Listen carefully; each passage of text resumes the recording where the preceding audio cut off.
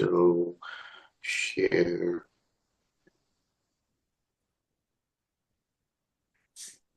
How are you seeing this? Is this okay? Yeah. Or Oh, yeah, that's perfect. all right. So let me get started then. Alrighty, let's go. Delson So Armstrong. thank you. Uh, so here we are with another sutta reading.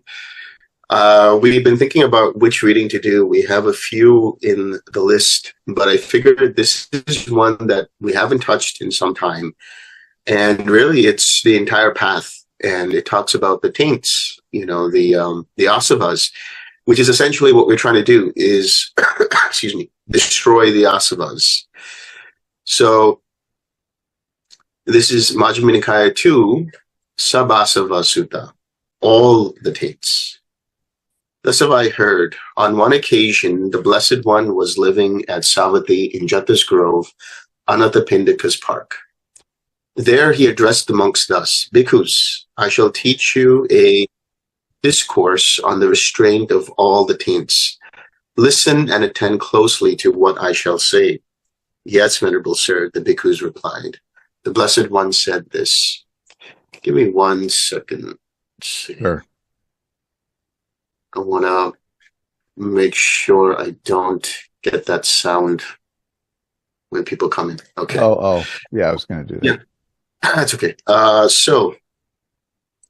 So he says, Bhikkhus, I say that the destruction of the taints is for one who knows and sees, not for one who does not know and see. Who knows and sees what? Wise attention and unwise attention. When one attends unwisely, unarisen taints, here it's fermentation, that's one particular translation, arise, and arisen taints increase. When one attends wisely, unarisen taints do not.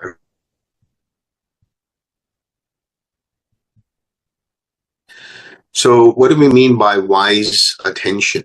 And this is from the translation of the word yoniso manasikara. This is such an important word because this is really the tool that we're using in order to understand what is arising in our mind and what is passing away. Yoni so. So yoni means the source of something. It literally means the womb. So we're looking at what is the origin of whatever has arisen in this moment. Manasikara, manas means heart. It's the heart mind. It's the mind itself.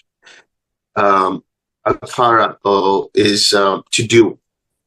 So it's to take something to heart. And what are we taking something to heart? We are seeing how something arises. When we are not attending in this way, then the mind remains scattered. When the mind is scattered, it goes in different directions and gets caught up in all kinds of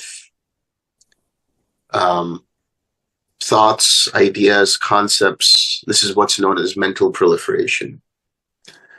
So yoniso manasikara, wise attention, excuse me, is important for us to keep at bay craving. And when craving does arise, when we have our attention back in yoniso manasikara, so ayoniso means unwise, yoniso is wise. When we have our attention now geared towards what? Geared towards how this has arisen. Using what? The Four Noble Truths. When we attend wisely to the Four Noble Truths, then we are understanding what is the arising of something, what is its origin, how do we let it go, and what is its cessation. So, in other words, when there's craving, craving is the first noble truth in this instance.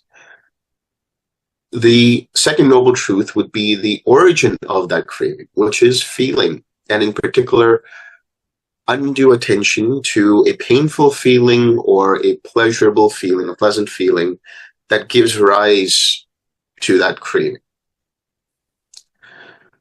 the cessation of that undue attention to the pleasurable feeling or the painful feeling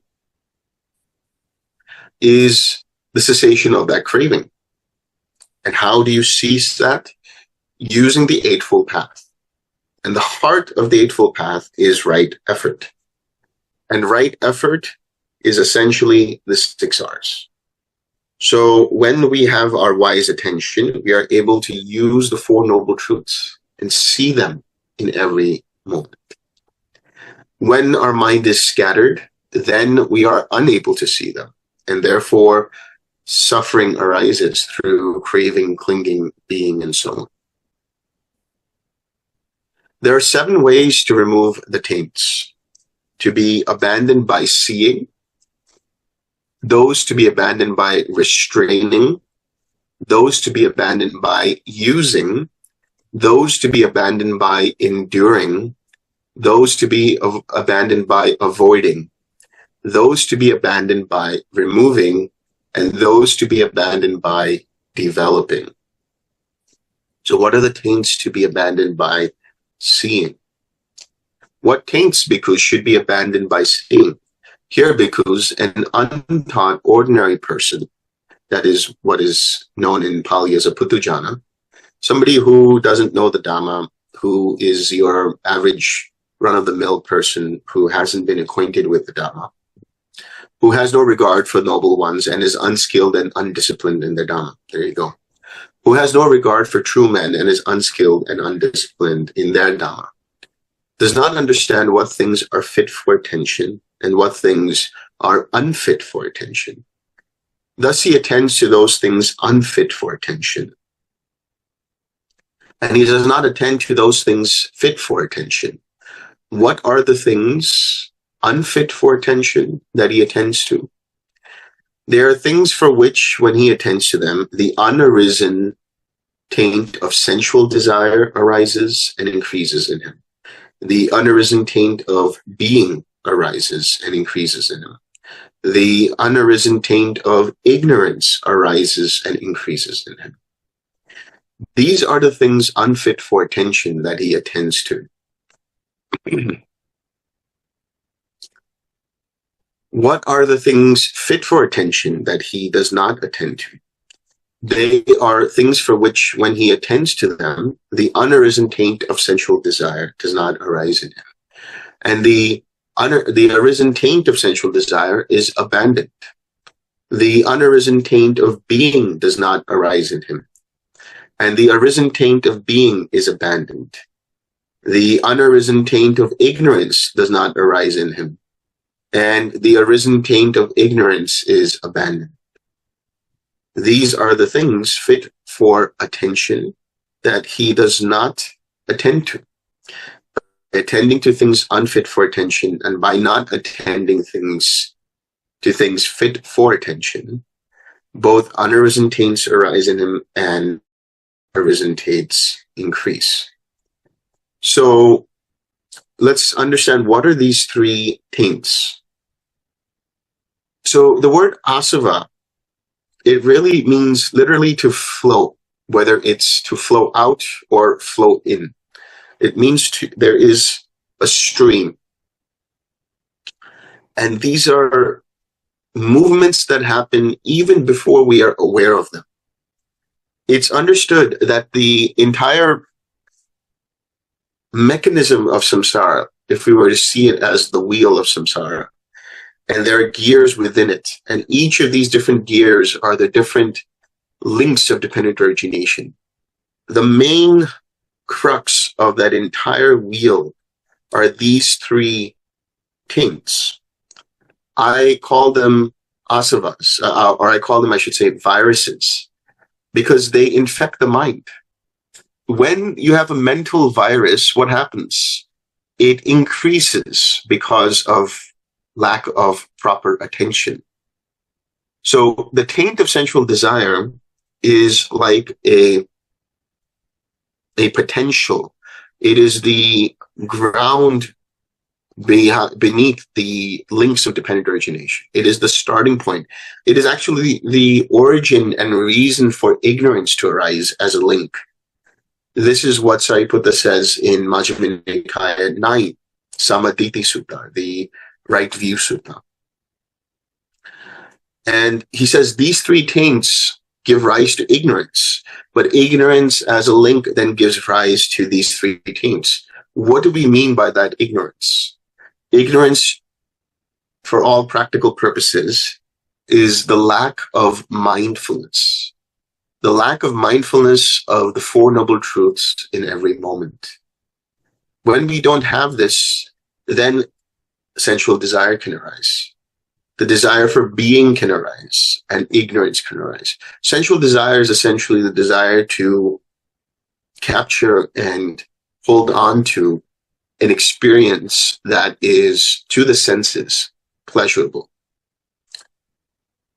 Being, or the desire for being, the desire for existence, whether it's a form existence or formless existence, is a desire to hold on to the specific jhana that you might be in, or the desire to want to get to the next jhana, instead of just paying attention to what's going on in every given moment. And then the taint of ignorance, as we understand it, is the actual inability to see the Four Noble Truths in every moment. This is how we attend, excuse me, this is how he attends unwisely and inappropriately. Was I in the past? Was I not in the past? What was I in the past? How was I in the past? Having been what? What did I become in the past? Shall I be in the future? Shall I not be in the future? What shall I be in the future? How shall I be in the future? Having been what shall I become in the future? He is also inwardly perplexed about the present thus. Am I? Am I not? What am I? How am I? Where has this being come from? Where will it go? So all of these questions that come up once in a while in the mind are due to an intrinsic clinging to the notion of self. Oftentimes, I will get this question, especially in retreats, when we get deeper into dependent origination and karma, which is, so then what is that self that arises? Is it something? Who is it that is experiencing it? Who is it that's seeing the links of dependent origination? And this arises because there is an ingrained, deeply ingrained idea of a self in the mind. It happens the moment that we are born. It happens even before we come out from the womb. It happens in the womb, where the world that we see or experience is being created, and there's a duality of me and the world outside. And for a time being, for about 9 or 10 months, depending on which calendar you use, the being is seeing itself as this in relation to everything else. And then when it comes into this world as the newborn infant, there is a separation from the mother, and there is anxiety, and there is all this grief, and there is this newness to everything. What is going on here? And the sense of self, the conceit that arises, that's the ingrained idea that who am I? What is going on? Who is this? Who is that? All of these questions arise from that conceit. And when we attend to those questions, we're not going to get a satisfactory answer. We're just going to get different kinds of theories. If you read Digha Nikaya 1, which is the Brahmajala Sutta, there it talks about all of the different kinds of views that arise. Many, many different kinds of views about the world and the self in relation to the world, and so on. And then he says, when he attends unwisely in this way, one of 6 confused and deluded views arises in him, perceived by him as true and established. The view of self exists for me, the view of no self exists for me, the view I perceive self with self, the view I perceive not self with self, the view I perceive self with not self. The view as this, it is this self of mine that speaks and feels and experiences here and there the result of good and bad actions. But this self of mine is permanent, eternal, and not subject to change. So these are the different kinds of self-view that can arise in a person. And even if you have the experience of anatta, there is a framework of I'm experiencing anatta, or not self, or I am perceiving it as anatta. So who is that I? Is it the self? Is it not self? And so on. When you're deeply in that experience, all these views or ideas go away. And what are these views and ideas? They're essentially thoughts that are reactive to the experience. So if there's anything we need to do in terms of practice, is to just remain with the experience as it actually is.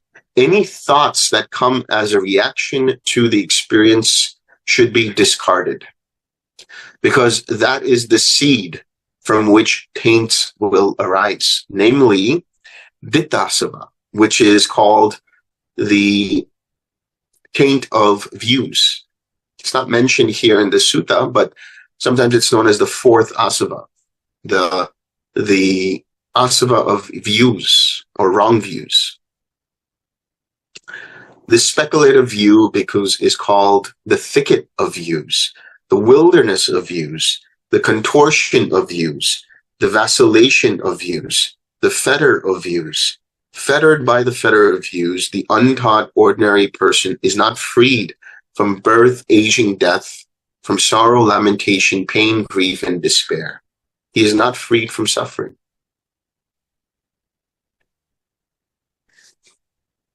Bhikkhus, a well-taught noble disciple who has regard for noble ones and is skilled and disciplined in their Dhamma, who has regard for true men and is skilled and disciplined in their Dhamma, understands what things are fit for attention and what things are unfit for attention. Thus, he does not attend to the things unfit for attention, and he attends to those things fit for attention. What are the things unfit for attention that he does not attend to? They are the things such that when he attends to them, the unarisen taint of sensual desire arises in him, and so on and so forth. What are the things fit for attention that he attends to? They are the things such that when he attends to them, the unarisen taint of sensual desire does not arise in him or increase and is abandoned, just like with the taint of desire, of being, and the taint of ignorance. By not attending to things unfit for attention and by attending to things fit for attention, unarisen taints do not arise in him, and arisen taints are abandoned. Listen carefully to this. He attends wisely and is mindful of the Four Noble Truths. This is suffering. This is the origin of suffering. This is the cessation of suffering. And this is the way leading to the cessation of suffering. That's all you have to be aware of. Now, this doesn't mean I have to constantly think about the Four Noble Truths. Okay, what is the Four Noble Truths of this moment? What is the Four Noble Truths of this moment? You can do it as a mental exercise. But what it really is saying at a deep, intrinsic level of all experience, there is no adding a personal self to the experience. It is just the experience. And when something arises, one understands with the arising of this, there is the arising of that. With the cessation of this, there is the cessation of that. These two lines that have been basically compacted is what awakened Sariputta. It is what brought Sariputta to stream entry and Moggallana as well. And so when he attends wisely in this way, the three fetters are abandoned in him. Personality, view, doubt, and adherence to rules and observances. Three fetters. So stream entry is gained. These are called the taints that should be abandoned by seeing. Taints to be abandoned by restraining. What taints, bhikkhus, should be abandoned by restraining. These are the six senses, six sense bases. Here, bhikkhu, a bhikkhu, reflecting wisely, abides with the eye faculty restrained. While taints, vexation, and fever might arise in one who abides with the eye faculty unrestrained, there are taints, vexation, or fever in one who abides with the eye faculty restrained. What does restrained mean? You know, the word restrained comes from the Pali word samvara. And generally, people will take that to mean I have to hold on to the experience. I have to hold on.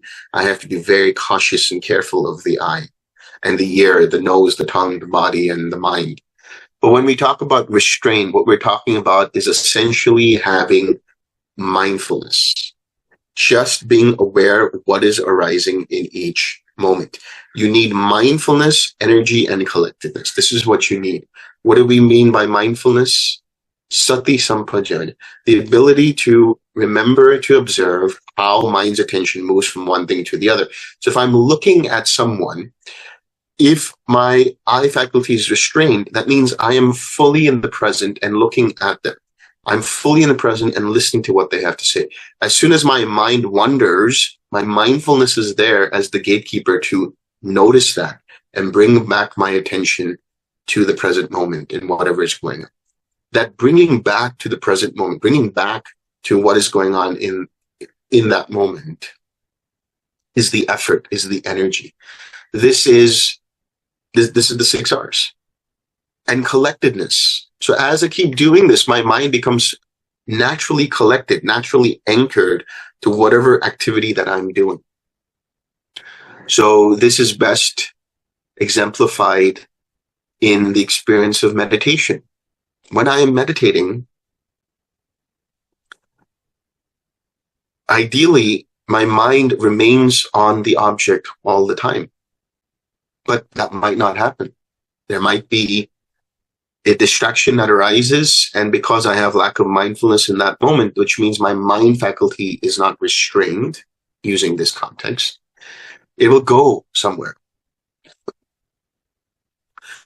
And it will follow that distraction.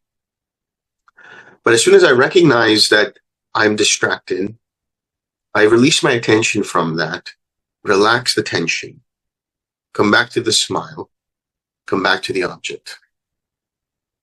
So using this, my mind becomes recollected onto the object. This is what we mean by restraint.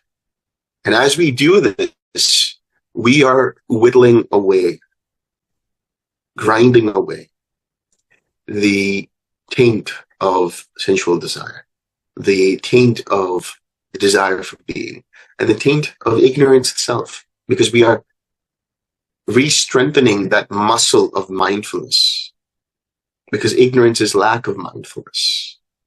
But to be aware and to have knowledge and wisdom means mindfulness is present. Taints to be abandoned by using. What taints bhikkhus should be abandoned by using? We're talking about the 4 requisites. Here, a bhikkhu, reflecting wisely, uses the robe only for protection from cold, from heat, from contact with flies, mosquitoes, wind, the sun, and creeping things, and only for the purpose of concealing the private parts.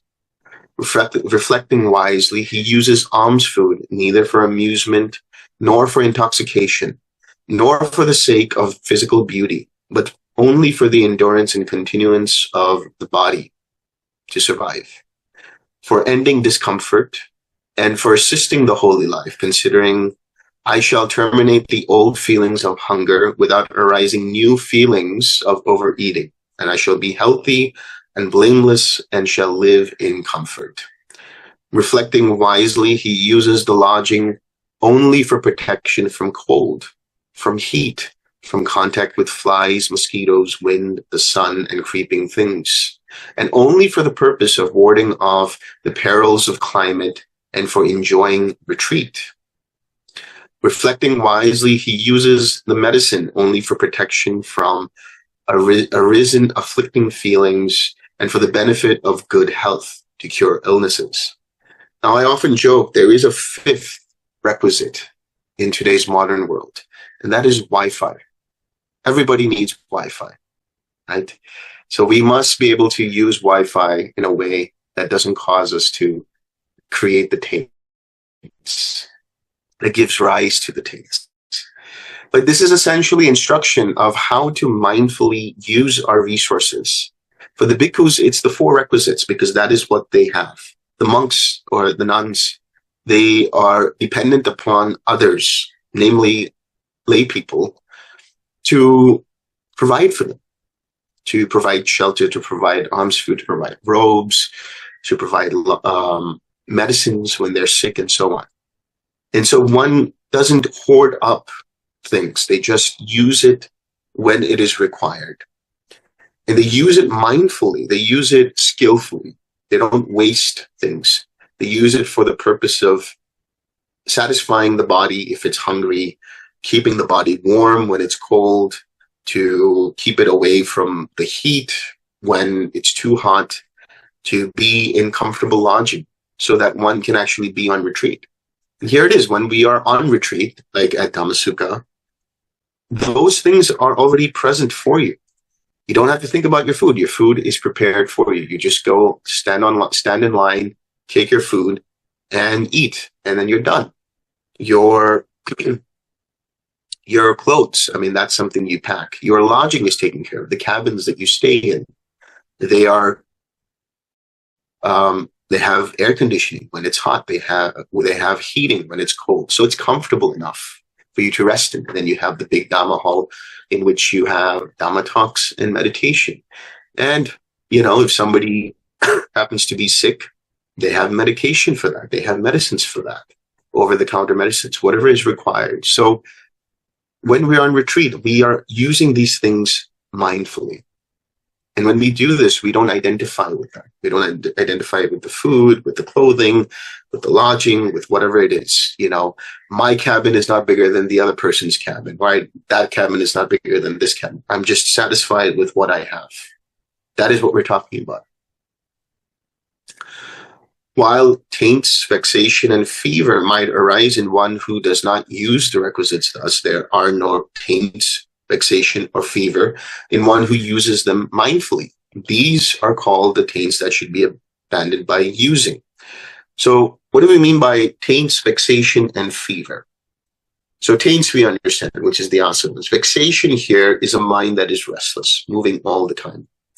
Fever is the mind that is holding on to a sensual experience, attracted to and does not want to let go of a sensual experience.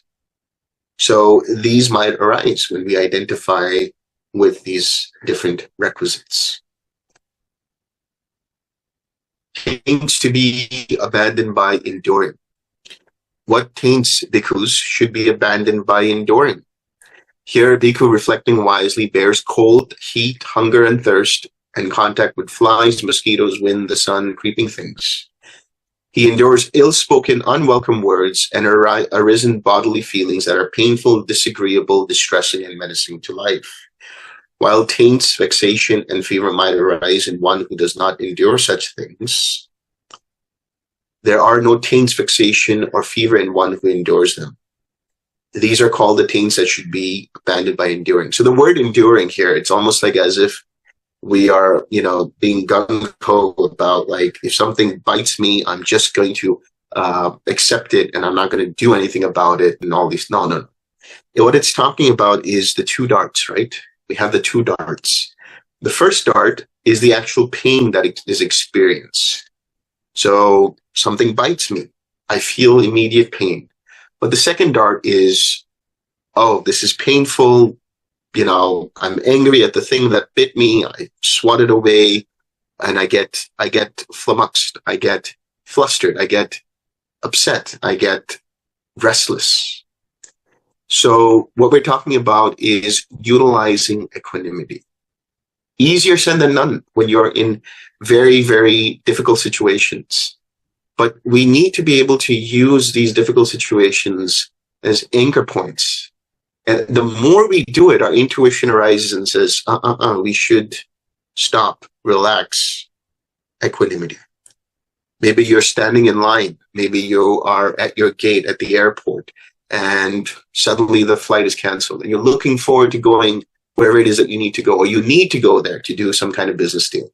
And then your mind is like, oh, darn it, right? As soon as you notice that, it's like, okay, just relax, let go, equanimity. From that equanimity, now you can act in a way that is wise. What do we mean by that? In a way that is required for the situation, appropriate for every given situation. When you're hungry and you're waiting in line and you can't wait to get your food, how do you feel? There's the mind that is scattered. As soon as you notice that, okay, relax, equanimity, and then you will get your food when you're ready to get it. So it's basic. And then, of course, ill-spoken, unwelcome words. That's the biggest one. People will say all kinds of things to you. They'll say all kinds of things about you. They will say all kinds of things that are untrue, or they will start to just basically reflect what is in them. This is the way to understand it. What we say is a reflection of our inner states. If I'm feeling loving and kind, why would I want to inflict pain with my words on someone? But if I am feeling pain and I'm trying to cover that pain by inflicting pain on others, that is what it is. So the ill-spoken words, the unwelcome words that come in, is less to do with us and more to do as a reflection of the other person. If we can be aware of this as these words come in, number one, we can be aware that it's just sound. It's just coming by. As soon as our mind interprets and says, how dare they say that about me? Or how dare they say that to me? Don't they know who I am? And this and that and the other. We recognize all of that and we let that go. We relax. And then we switch from me to the other person with compassion. This person is in pain. This person has an unmet need. This person is lashing out from their inner child that is throwing a tantrum. What can I do to bring solace to them? Maybe I should just stay silent. Let them cool off. Or maybe I should carefully tread and say, okay, I understand what's going on, or I'm trying to understand what's going on. Let's walk through this. Or even if you don't have to do that, you can just try to walk in their shoes. Try to see it from their perspective. What is it that is the unmet need that they're requiring? And see if you can meet it. If you can't, just don't add fuel to the fire of the argument. Taints to be abandoned by avoiding. What taints bhikkhus should be abandoned by avoiding? Here, a bhikkhu, reflecting wisely, avoids a wild elephant, a wild horse, a wild bull, a wild dog. Thankfully, we don't have any of these at Dhammasukha. But we do have a snake, we do have stumps, we do have bramble patches. I don't think we have chasms or cliffs or a cesspit or a sewer, so that's good. If you see a snake once in a while, it's not going to do anything to you. Very rarely is it going to come at you. I had a situation where I was walking down to my cabin and I saw this little baby cottonmouth. I think it was a cottonmouth. And its little head went like that. And I immediately saw it.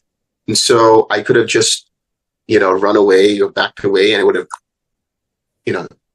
bit me. But I just stayed there and it just retreated. So these snakes or these other beings that are there, animals, they're more afraid of us than we are afraid of them. So if we send them loving kindness, if we send equanimity when we experience that, you seldom will experience that in any city. It's very rare for you to see a snake in any city. But I will tell you this, when I was in Mumbai in 2008, I was sitting by, so there's a place called Worley Sea Face. That time it was very different. I was sitting there and it was a low tide. And behind me was the cityscapes. It was like a proper city. There was no forest. There was nothing there. But all of a sudden, like, I saw from the corner of my eye two slithering things. It was a cobra and its baby. And I was wearing sandals at the time, and my feet were on the ground, and it just slithered past my feet like this. Right? If I had just done like that, they would have reacted, and that would have been the end of me. And there were other people starting to gather because they were like, there's no way there's a cobra in the middle of Mumbai. But here you have it.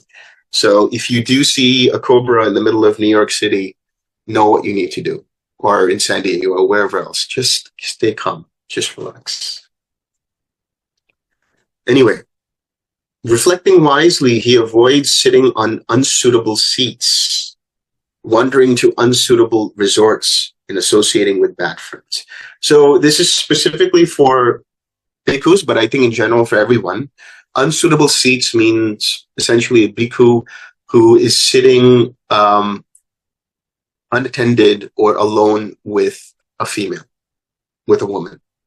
So that's not something a bhikkhu should be doing, or vice versa. A nun should be sitting unattended with a layman or a man in general. So that's what they're talking about. Wandering to unsuitable resorts. So going to your local dive bar, or going to a gambling den, or whatever it is. You don't want to be going there. There's no use in going to these places. And of course, associating with bad friends. Bad friends are those who influence you to break one or more of the precepts. And good friends are those who talk you out of those things, who motivate you to meditate. Here we are in good company in this group. Everybody wants to sit together and meditate from wherever they are. And that's good company. That is the holy life, as the Buddha says. Because if he were to do that with the wise companions in the holy life, if he were to do that, the wise companions in the holy life might suspect him of evil conduct. Right, so that's the idea. While taints, vexation, and fever might arise in one who does not avoid these things, there are no taints, vexation, and fever in one who avoids them. These are called the taints that should be abandoned by avoiding. Taints to be abandoned by removing. What taints, bhikkhus, should be abandoned by removing? Here, a bhikkhu, reflecting wisely, does not tolerate an arisen thought of sensual desire, ill will, cruelty, evil, unwholesome thoughts. He abandons them, removes them, and annihilates them. While taints, vexation, and fever might arise in one who does not remove these thoughts, there are no taints, vexation, or fever in one who removes them. These are called the taints that should be abandoned by removing. So, what are these three? Sensual desire, ill will, and cruelty. This is wrong intention. Right intention is nekkhamma, renunciation. It means to restrain the mind from sensual pleasures, or sensual desire. That is to say, getting caught up in sensual pleasures. So one has a sense of disenchantment, equanimity and disenchantment. Ill will. One uses loving kindness so that one has no ill will. Cruelty. Cruelty is wanting to add to someone's pain, intentionally wanting to add to their pain. We let go of this by developing compassion. And finally, taints to be abandoned by developing. What taints, bhikkhus, should be abandoned by developing? Here, a bhikkhu, reflecting wisely, develops the mindfulness enlightenment factor, which is supported by seclusion, dispassion, and cessation, and ripens in relinquishment. Supported by seclusion, the mind remains in a meditative state. Dispassion, the mind doesn't go here or there. And cessation, lets go of all unwholesome states total cessation of that. Ripens in relinquishment, the total dropping of the taints. Develops the investigation of states enlightenment factor, energy enlightenment factor, rapture enlightenment factor, tranquility enlightenment factor, collectedness enlightenment factor, and equanimity enlightenment factor. So these are the things that we utilize, especially as we get into the 7th, 8th jhana and so on, where we use them to balance. If the mind is getting too dull, then we use the enlightenment factor of joy, the enlightenment factor of energy, and become more focused. If there is too much restlessness, there's too much activity and restlessness, then we have the enlightenment factor of equanimity and tranquility. And every time we do the 6 R's, we are actually rekindling or redeveloping these enlightenment factors, and they come into mind. Right? When they're not present, the mind is no longer in a collected state, therefore not in a jhanic state. And when it's not in a jhanic state, it goes here and there. But as soon as we 6R, then our mind recollects onto the object. And thereby we have also redeveloped the enlightenment factors in that process. Bhikkhus, when a bhikkhu has abandoned the taints that should be abandoned by seeing, by restraining, by using, by enduring, by avoiding, by removing, by developing, then he is a bhikkhu who dwells restrained with the restraint of all the taints. He has severed craving, fixing off the fetters, and with the complete penetration of conceit, the insight into the nature of conceit, which means we understand what conceit actually is, he has made an end of suffering. And so one becomes fully awake. That is what the Blessed One said. The bhikkhus were satisfied and delighted in the Blessed One's words.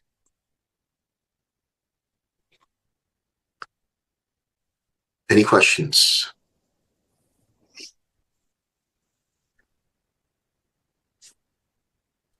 I've got one real quick. Oh, okay. Yeah. Go ahead, Corey.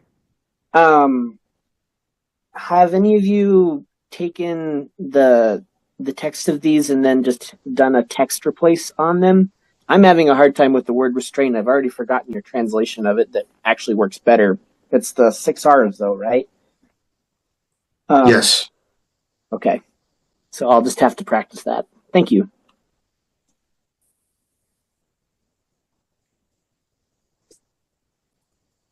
David, did you have a comment you said? Yeah, I was just going to comment. I reread this sutta a while back. Actually, we did a little sutta study session, and I was, Bhante gives this sutta a lot, and he really concentrates on 6 R's, meditation, because we're on a meditation retreat. But there's a whole bunch of other things that we should be restraining, social media, Facebook, and all these things. Here's the restraint. Someone comes up to us and gives us some, bad speech. We're enduring this. We let it be there. There's so many ways that we can look at this sutta in our daily life and really use it. So I would suggest everybody take a look at that and see how you can put all these things into your daily life, because there's lots of opportunities to let go of these distractions. Distractions are physical distractions, whatever else. So, quick comment. Looks like Bill Woods raised his hand. Hi. Can you hear me? Yeah. Yes. Okay. Could you talk about what he meant by investigation of states? Yes. So, I generally don't like to use the word investigation, because many times people are like, okay, I have to investigate into the nature of this experience, which means I have to see the 3 characteristics over and over and over. I have to see, it's impermanent, it's this and that, and it's arising and passing away. But really, it is a process of just pure understanding of what is happening in the moment without trying to make it happen. So when we talk about mindfulness, for example, so we have mindfulness, which leads to investigation of states. I use the word discernment or understanding, which leads to, energy, joy, tranquility, collectedness, and then equanimity. So when we say discernment, what are we saying? We are just aware of what states are present in the mind. That's it. We're just like, it's like when you are driving or flying. You're in the driver's seat or you're in the cockpit and you're visually seeing what's going on and you're on the road, everything's on track. But once in a while you glance, okay, am I good with my speed? Am I going too fast? Am I going too slow? That's the investigation. Like, what states are present in this mind? We don't have to do it all the time, but if there are states that are unwholesome, they will be aware. I mean, they will be made aware because they will feel a certain way. There will be tightness, there will be tension. Is there tightness and tension? Okay, what is the cause of this tightness and tension? It's because I'm trying too hard, or it's because I'm thinking about something in particular and I'm getting obsessed about it, whatever it is, but they will present themselves to you. You don't have to go deeper than that. You can just be aware, and the discernment is, here's a wholesome state and here's an unwholesome state. That's it. Then you use energy, which is right effort, if you discern there's an unwholesome state, to let go of that. And that energy or effort, the right effort, is the 6 R's. Thank you.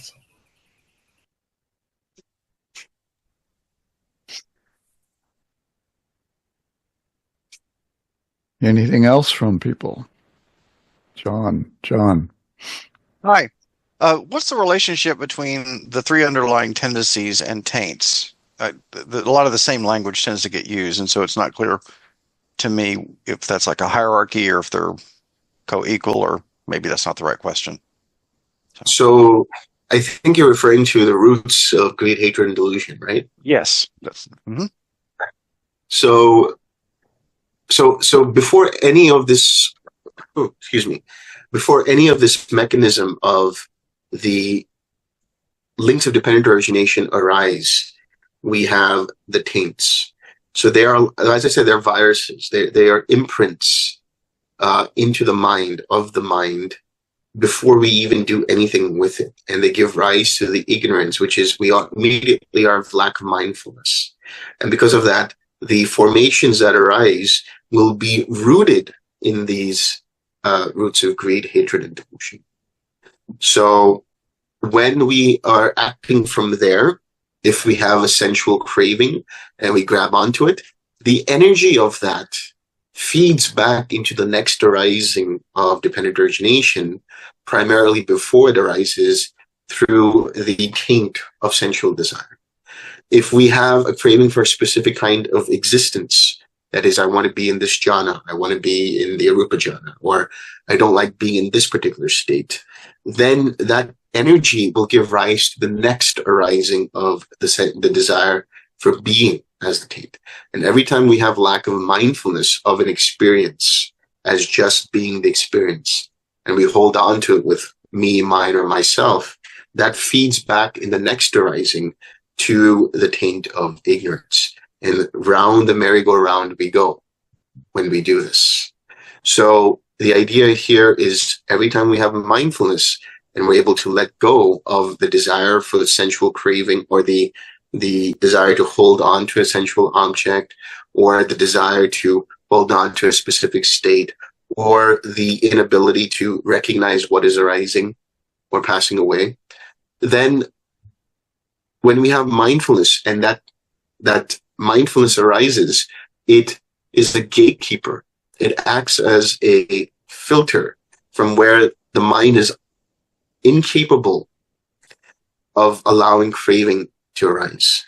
And then when we do that, when the next arising of dependent origination arises, there is a weaker arising of greed, hatred, and delusion, because there's a weaker arising of the taint of sensual desire, the taint of being, and the taint of ignorance. Okay, so and this is completely an academic kind of thing. The fact that there's a taint related to ignorance and there's an underlying tendency related to ignorance. I'm just trying to build a picture in my head of like what flows from what. What function does I get that I get the notion of viruses. That's a really good metaphor. If the taints or viruses are underlying tendencies, molecules. I mean, what's the next metaphor that would help me understand the relationship between those things? I had a participant a couple of years ago who came to a retreat in Dhamma Sukha. He's a very good meditator.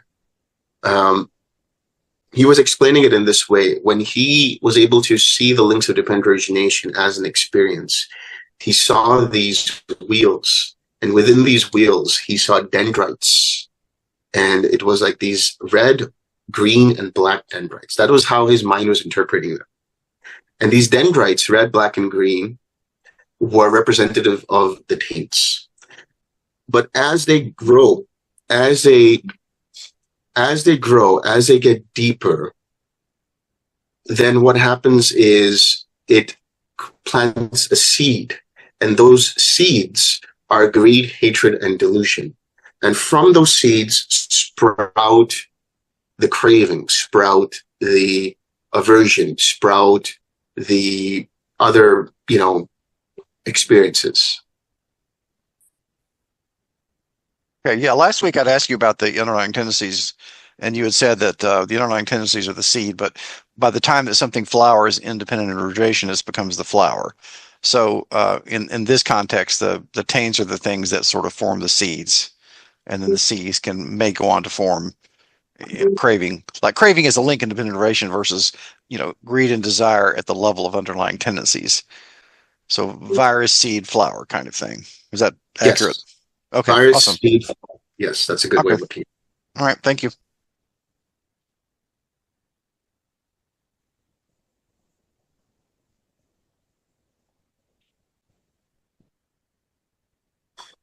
Anything else from anybody? Coming up on 10 o'clock. Yeah, I think we could stop here if there's nothing Okay. else. All right, we can share some merit then.